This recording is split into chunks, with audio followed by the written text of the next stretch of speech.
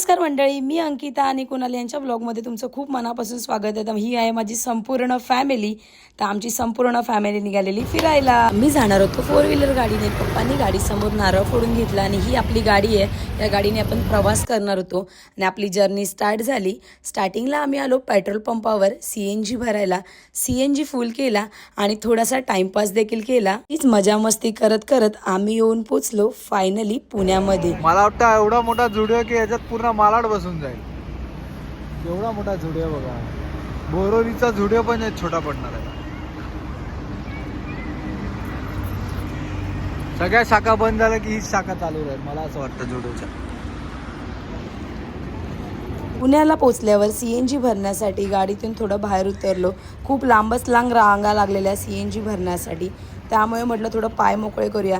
त्यामुळे इकडून तिकडून थोडं फिरत होतो. बसून बसून पाय थोडे अकळल्यासारखे झालेले. गाडी CNG भरून घेतला आणि पुढचा प्रवास चालू झाला. पाहता पाहता कधी पहाट झाली कळालंच नाही आणि सुंदर असं तुम्ही दृश्य बघू शकता बाहेरचं.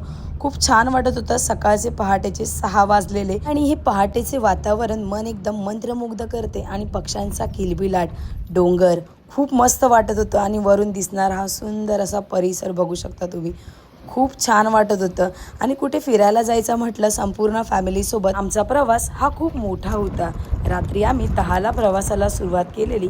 सकाळी 10 वाजले तरी आमचा प्रवास काही संपला नव्हता, कारण आम्हाला मुंबईच्या ट्रॅफिकमध्ये जवळजवळ 3 तास गेले.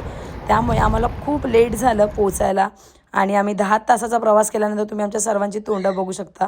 काय हालत झाले, कोण झोपलं आहे, कोणाची काय हालत आहे गाडीमध्ये बघू शकता. बसून बसून ट्रॅव्हल केल्यानंतर फायनली आम्ही थोडा ब्रेक घ्यायचा ठरवला आणि रस्त्यामध्ये एका ठिकाणी थोडंसं फ्रेश होण्यासाठी थांबलो आणि तिथे नाश्ता करून घेतला. प्रचंड भूक लागलेली. घरातून मेथीचे थेपले बनवून आणलेले आणि तिथे आम्ही कांदा भजी आणि चहा घेतला.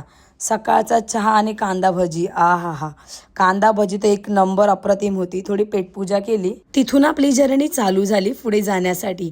सर्वांनी नाश्ता केल्यामुळे सगळ्यांचा मूड आता एकदम मस्त असा फ्रेश झालाय. थोडा थकवा कमी झाला चहा घेतल्यामुळे. फायनली आपण येऊन पोचलोय पंढरपूरमध्ये आणि ही आहे पंढरपूर नगरी. पंढरपूरमध्ये आलो, फ्रेश झालो, मस्त रेडी झालो सर्वजण विठ्ठलाचं दर्शन घेण्यासाठी. पूर्ण फॅमिली रेडी होऊन आम्ही चाललो दर्शनाला आणि ही आहे आपली विठ्ठलाची नगरी पंढरपूर. या पंढरपुरामध्ये येऊन खूप छान वाटतंय. खूप वर्षापासूनची इच्छा होती पंढरपुरात जावं पांडुरंगाच्या भेटीसाठी. आता आमचं दर्शन झालेलं आहे. रामकृष्ण हरी.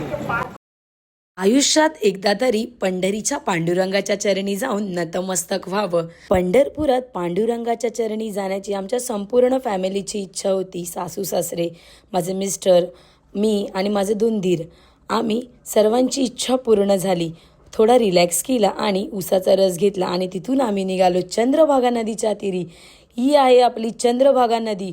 दुपारचा टाईम होता. प्रचंड ऊन होतं. दुपारचे 2 वाजलेले आणि एकदम रखरखत ऊन. अंगाला एकदम चटके लागत उन्हाचे खूप चटके लागत होते. आम्ही पांडुरंगाचं मुखदर्शन घेतलं, त्याच्यामुळे आमचं लवकर दर्शन झालं.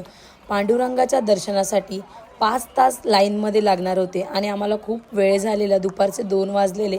त्यामुळे आई मुखदर्शन घेतलं आणि शनिवार असल्याकारणाने प्रचंड गर्दी होती पंढरपूर नगरीमध्ये. आणि पंढरपूर नगरी आपली कधीही तुम्ही गजबजलेलीच असते पांडुरंगाच्या दर्शनासाठी. आयुष्यात एकदा तरी आपल्या आईवडिलांना घेऊन पंढरीच्या पांडुरंगाच्या दर्शनासाठी जावा. एवढ्या रखरखत्या उन्हात या चंद्रभागेच्या नदीचं पाणी एवढं थंडगार होतं ना, जसं वाटत होतं पाण्यातच पाय टाकून बसावे, एवढं थंडगार पाणी होतं. पाण्यातून आम्ही रस्ता काढत पुढे चंद्रभागा नदीच्या किनारीच असलेल्या एका मंदिरात जाण्यासाठी निघालो. उन्हाळ्याचे दिवस होते तरी चंद्रभागा नदीचं पाणी बघू शकता. किती पाणी आहे नदीला. पाणी देखील आटले नव्हते. नदीला भरपूर पाणी होते. आपल्या भक्तांच्या पायाला चटका बसू नये म्हणून चंद्रभागा नदीचे पाणी खळखळ असे वाहत होते. पाण्यातील सर्व भक्त मंडळी लागलेल्या पायाला गरम चटक्यांना आराम देऊन भक्त मंडळी रस्ता पाण्यातून काढत होते. ही आहे चंद्रभागा नदी आपल्या पंढरपुरातील. विठुरायाच्या दर्शनाला येणारी भक्त मंडळी सर्वात पहिलं चंद्रभागा तीरी नदीच्या काठावर चंद्रभागेत स्नान करतात. त्याच्यानंतर विठुरायाचं दर्शन घेण्यासाठी मंदिरात प्रवेश करतात. आम्ही चंद्रभागेच्या पाण्यामध्ये स्नान नाही केलं, पण पाण्याचा आनंद मात्र नक्की घेतला. खूप छान वाटत होतं चंद्रभागा नदीच्या काठावर बसून. आमची संपूर्ण फॅमिली चंद्रभागा नदीचे हे दृश्य डोळ्यात टिपून ठेवत होते, कारण हे क्षण आपल्याला सारखे अनुभवता येत नाहीत. आणि मी आणि सासूबाईंनी फुगडी देखील घातलेली आहे. आणि तिथून आम्ही आलो नंतर देशपांडे बंधू यांच्याकडे पेढे घेण्यासाठी. खूप छान पेढे होते इकडचे. पेढे घेतले आणि ह्या दुकानाला भाटुबाकडनं स्टिकर देखील मिळाला आहे गोल्डन थम्सअपचा.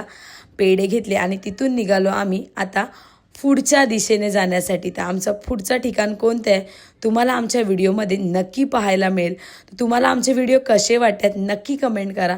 आणि आमच्या अशाच नवनवीन व्हिडिओ बघण्यासाठी आमच्या चॅनलला तुम्ही लाईक करा, शेअर करा, सबस्क्राईब करायला विसरू नका. आम्हाला जी माहिती माहीत आहे ती माहिती आम्ही तुमच्यापर्यंत नक्कीच पोचवू. आणि तुम्हाला माझा व्हिडिओ आवडला असेल मी अशी आशा करते. धन्यवाद.